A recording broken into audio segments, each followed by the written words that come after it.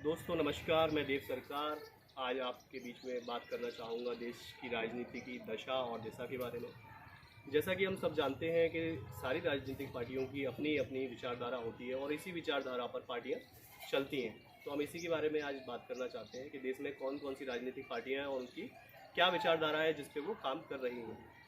सबसे पहले मैं बात करना चाहूँगा मुस्लिम विचारधारा के बारे में। जैसे कि आप देख रहे हैं मुस्लिम विचारधारा इसको सपोर्ट करती है। जैसे कि एक पार्टी का अगर एग्जांपल लें AIMIM, जिसके मुखिया हैं असदुद्दीन ओवैसी, ये मुस्लिम विचारधारा को प्रमुखता से उठाती है या उसको लेकर आगे चलती है। इस विचारधारा में मुस्लिम धर्म को प्रमुख रखा जाता है और सारी राजनीति इसी के इर्द गिर्द घूमती है। जैसे कि अगर हम एग्जांपल लें तो अभी CA कानून बनाया गया था जिसके विरोध में मुस्लिम विचारधारा की पार्टियां सब इकट्ठा होकर उसको विरोध प्रदर्शन किया। उसके अलावा जैसे अभी फ्रांस में मोहम्मद का कार्टून जब बनाया गया तो सारी मुस्लिम विचारधारा की पार्टियों ने उसका पुरजोर विरोध किया। दूसरी विचारधारा है हिंदू विचारधारा।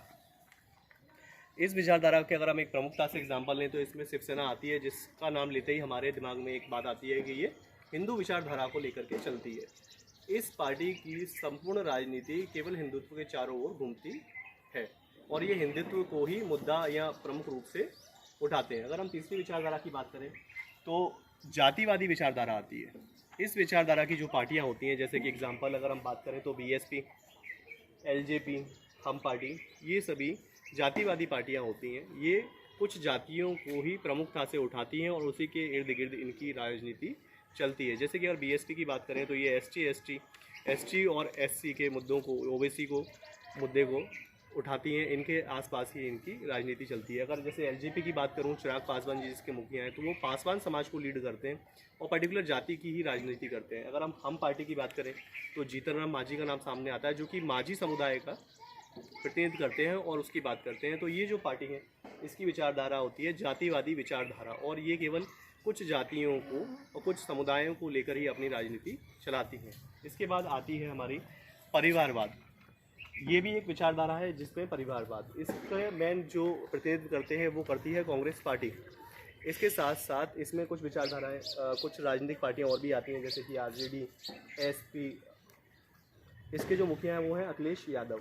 इस विचारधारा में ये होता है कि ये हमेशा अपने परिवार को ही साथ में लेके चलना चाहते हैं, उन्हीं को आगे बढ़ाना चाहते हैं। इनको देश दुनिया से कोई मतलब नहीं होता है। इनकी एक प्रमुख रूप से ये सारी राजनीति जो होती है परिवार के आसपास ही इर्द गिर्द ही घूमती है। जैसे कि अगर बात करें कांग्रेस की तो इसमें सबसे पहले जवाहरलाल नेहरू, फिर इंदिरा गांधी, राजीव गांधी और अभी प्रियंका और राहुल को आगे लेकर चल रहे हैं और उसके बाद हो सकता है इनकी संतानें भी इसी पार्टी में आगे प्रतिनिधित्व करें। अगर बात करें RJD की तो पहले लालू यादव जी मुख्यमंत्री थे, उसके बाद राबड़ी जी आई और अभी तेजस्वी जी मुखिया हैं। अगर बात करें सपा पार्टी की तो पहले मुलायम सिंह यादव और अब अखिलेश यादव। तो इनका मेन उद्देश्य होता है परिवार को आगे लेके चलना, परिवार को ही प्रमुख रूप से रखना, उसके इर्द गिर्द ही इनकी राजनीति घूमती है। इसके लिए क्योंकि परिवारवाद की राजनीति को आगे रखने के लिए क्या करते हैं, ये मुस्लिम को साथ में लेते हैं क्योंकि मुस्लिम वोट एक हिंदुस्तान में सबसे तुष्टीकरण का वोट बन चुका है, इसीलिए इसको लेके चलते हैं। और 1947 में जब देश आज़ाद हुआ उसके बाद ही कांग्रेस को ये पता था, जब उन्होंने वोट मांगने गए या जब राजनीति में उनका प्रतिनिधित्व हुआ, तो मुस्लिम एक तरफा वोट कांग्रेस पार्टी को ही जाता है। जैसे कि अगर 90% वोट की बात करें तो मुस्लिम वोट कांग्रेस पार्टी को ही जाता है। लेकिन बाकी वोटों का क्या, हिंदू वोटों का क्या? हिंदू वोट, क्योंकि मुस्लिम वोट कांग्रेस को जाता है तो हिंदू वोट कहीं ना कहीं टकराएगा, कांग्रेस पार्टी को नहीं जाएगा। इसीलिए इनने फिर हिंदुओं को विखंडित करना उनको विखंडित कर दिया। क्या किया इन्हें हिंदू का वोट तो चाहिए लेकिन विखंडित हिंदू का वोट चाहिए। कैसे? इनको ST का वोट चाहिए, इनको SC का वोट चाहिए, इनको OBC का वोट चाहिए, इनको सामान्य का वोट चाहिए। लेकिन अगर इसको मिला दें तो इनको हिंदू वोट नहीं चाहिए, क्योंकि इनकी जो राजनीति वो परिवारवाद की है और इनका सीधा फॉर्मूला है Muslim plus SC, ST, OBC और सामान्य। तो इसीलिए इनकी जो विचारधारा है वो परिवारवाद की विचारधारा है, जो कि मुस्लिम और विखंडित हिंदू की राजनीति करती है। इसके बाद अगर हम विचारधारा की बात करें तो एक और हमारे पास विचारधारा है, वो है राष्ट्रवाद प्लस हिंदुत्व की विचारधारा। अगर इस विचारधारा में हम जाएं तो अभी इसके मुखिया और एक बड़े चेहरे हैं मोदी जी। ये विचारधारा है राष्ट्रवाद। ये राष्ट्रवाद को सबसे पहले लेके चलते हैं। अगर इसका एग्जांपल लें तो अभी आपने देखा होगा कि ये 370 इन्होंने हटा दिया, 35 से लेके आए, CAA लेके आए, और प्लस इनकी विचारधारा जो होती है हिंदुत्व को भी साथ लेके चलती है। हिंदुत्व की विचारधारा में जैसे आपने देखा होगा राम मंदिर इनके मैनिफेस्टो में था, ये इनका प्रमुख मुद्दा था, तो ये उसको लेकर के आए। लेकिन दोस्तों, क्या आप जानते हैं कि ये जितनी भी विचारधाराएं हैं हमारे भारत में, ये जाति और धर्म पर आधारित है, और इनका बेरोजगारी, देश के विकास, सिस्टम से कोई लेना देना नहीं है। इनका गरीबी, ये सभी पार्टियों की बात कर रहा हूँ मैं, पर्टिकुलर किसी एक पार्टी की बात नहीं कर रहा हूँ।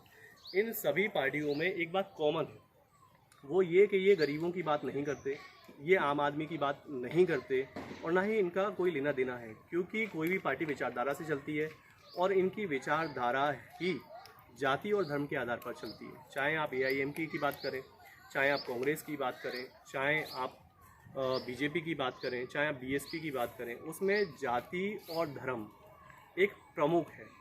वहाँ पर इन पार्टियों की विचारधारा में आपको कहीं भी गरीबी और आम आदमी की बात नहीं मिलेगी। इसीलिए दोस्तों, इन 70 सालों में भी अगर आज हम देखें तो जब भी चुनाव आता है तो सारी जनता जाति और धर्म में बढ़ जाती है, और आपने देखा होगा चुनावों के बाद में ये चीज़ें ख़त्म हो जाती हैं। क्या आपने कभी सोचा है, जब आप अपने घर में एक मज़दूर को बुलाते हैं गड्ढा खोदने के लिए, तो आप उसकी जात पूछते हैं? क्या आपने सोचा है कि जब आप किसी ऑटो में बैठ के कहीं सफ़र करते हैं तो आप ऑटो वाले की जात पूछते हैं ऑटो में बैठने से पहले? क्या आपने सोचा है जब इलेक्ट्रीशियन आपके घर में बिजली ठीक करने आता है तो आप उसकी जात पूछते हैं? क्या आपने सोचा है अगर आप किसी ठेले वाले से सब्जी खरीदते हैं तो उसकी जात पूछते हैं? क्या आपने सोचा है दोस्तों कि आपने कभी अगर किसी चौपाटी पे खाना खाने या कुछ खाने जाते हैं तो आप वहाँ पर चाट वगैरह कुछ भी खाते हैं तो उसकी जात पूछते हैं? आप उसकी जात नहीं पूछते, उसका धर्म भी नहीं पूछते।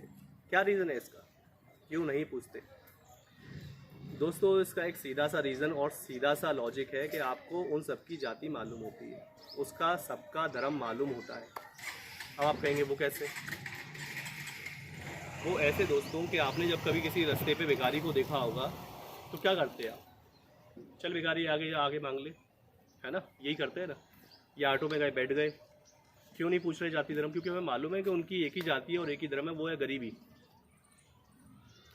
तो इस दुनिया में केवल दो ही जाति और दो ही धर्म है, एक गरीबी अमीरी और एक गरीबी और अमीरी। इसके अलावा ना तो कोई जाति है ना धर्म है। और आपने देखा होगा कि इन सब पार्टियों की विचारधारा में जो जाति है गरीबी और अमीरी, जो धर्म है गरीबी और अमीरी, उसका कोई जिक्र ही नहीं है, इनका वो प्रमुख मुद्दा ही नहीं है। तो फिर ये पार्टियां गरीबों और आम आदमी का भला कैसे करेंगी? आप इसको बड़े आराम से समझ सकते हैं, बड़े आसानी से समझ सकते हैं, और यही होता आ रहा है। अभी अगर आप ताज़ा देखें तो आप बिहार के चुनाव में देख सकते हैं कि असदुद्दीन ओवैसी ने बिहार में जाके 5 सीटें जीत ली। उसका मुद्दा क्या है? उसकी विचारधारा क्या है? उसकी विचारधारा है मुस्लिम आधारित, मुस्लिम ऑडियंस को उसने टारगेट किया और 5 सीटें जीत ली। अगर आप LGB को देखें, एक सीट मिली है, उसका क्या है विचारधारा? पासवान जाति, और वो जीत गया। अगर आप RJD को देखें तो वो परिवारवाद को बिलोंग करती है और उसने मुस्लिम और ST SC ओवैसी विखंडित हिंदू को टारगेट किया और उसको भी 75 सीटें मिल गई। अगर आप BJP की बात करें तो वो राष्ट्रवाद की बात करती है और हिंदुत्व की, उसके बल पर उसने भी 74 सीटें जीत ली। लेकिन अब क्या होगा? क्या वहाँ पर गरीब और आम जनता का भला होगा?